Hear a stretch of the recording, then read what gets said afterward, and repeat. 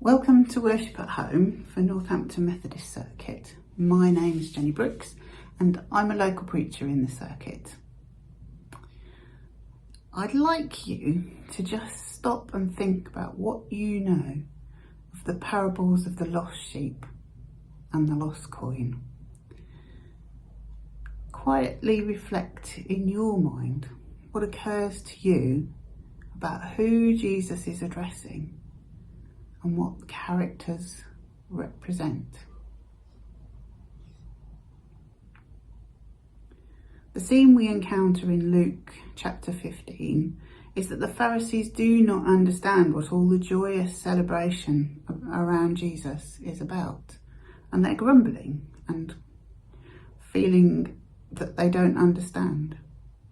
Have you ever experienced a noisy party given by a neighbour?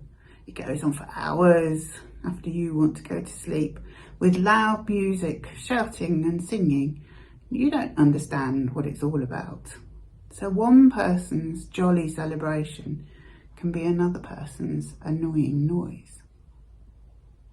So the Pharisees are grumbling about who Jesus is associating with, what he's doing and how much fun everyone seems to be having. And Jesus notices these concerns and tells two stories in the part of chapter 15 that we're focusing on today. And he uses these parables to try to explain why so much celebration is happening. The lost sheep and the lost coin represent ordinary people who make mistakes and get things wrong. So that means all of us.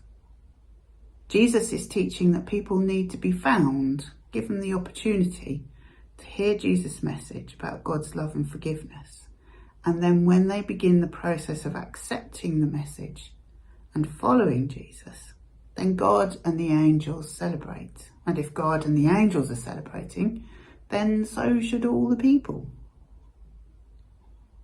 Most parables are presented to us in the Gospels as Jesus answering questions about his teaching. But these two are directly aimed at the Pharisees. They've not asked him a question. He's trying to answer what he understands their problem is.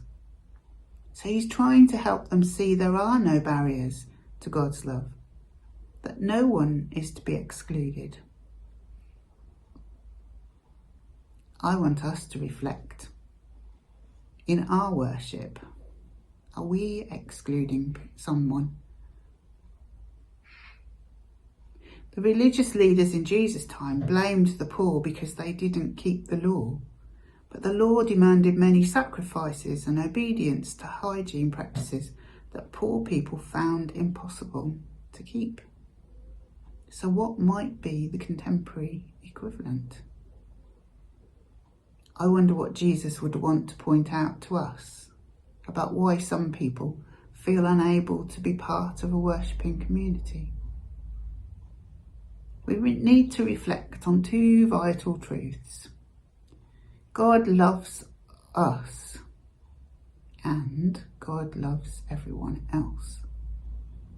And that might be really difficult for us to think about, but needs our attention.